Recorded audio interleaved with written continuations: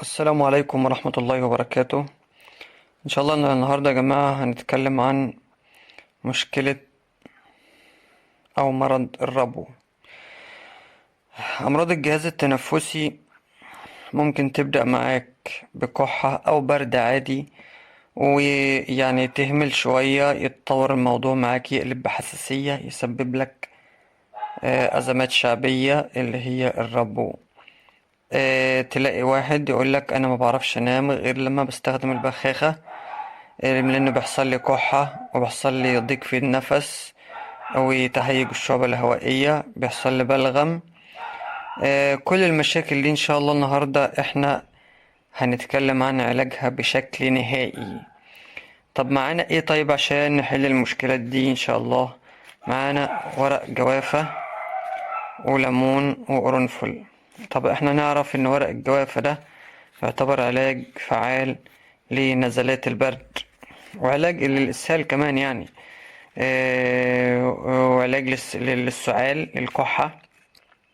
طب احنا لما نستخدم الليمون مع ورق الجوافة، يعني نغلي ورق الجوافة ونعصر عليها ليمون ونشربها 5 مرات في اليوم، ده يعتبر علاج فعال لنزلات البرد للكحة السعال.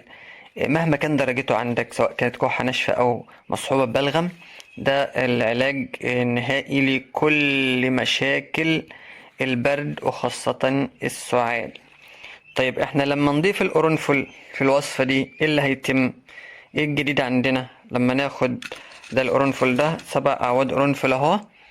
هناخد العود ده هنشيل منه الراس الصغيرة دي اهي، الحتة الصغيرة الورق دي نشيلها ونحطها انا هحط في ربع كوباية مية من بالليل عند الصبح. هنحط 7 أعواد قرنفل من ده، ناخد 7 أعواد نعملهم بالشكل اللي انا عملته ده كده، ونحطهم في كوباية المية دي، ربع كوباية مية اهي. نسيبها من بالليل عند الصبح، نصحى الصبح سواء بقى كانت مية مغلية أو مش مغلية عادي يعني. نسيب القرنفل في المية من بالليل عند الصبح، نصحى الصبح أول ما نصحى نشربه على الريق. تمام. مع إيه؟ مع مغلي أوراق الجوافة مع الليمون، نشربه 5 مرات في اليوم. مغلي ورق الجوافة مع الليمون، بعد ما نغليها نعصر عليها ليمون، ويا ريت نحط عليها ربع معلقة سكر بس، أو نحلها بالعسل النحل يكون أفضل، او لو مفيش عسل نحل وما حطيناش سكر خالص يكون افضل كتير. تمام.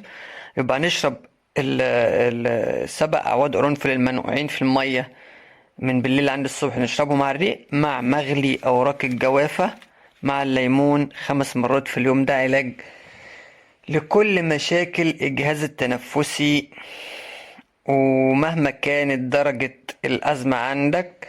تقول لي بقى أنا عندي رب ومعرفش إيه وبقى لي سنين ألف، مفيش الكلام ده. إن شاء الله ده علاجك بشكل نهائي. شكرا والسلام عليكم ورحمة الله وبركاته.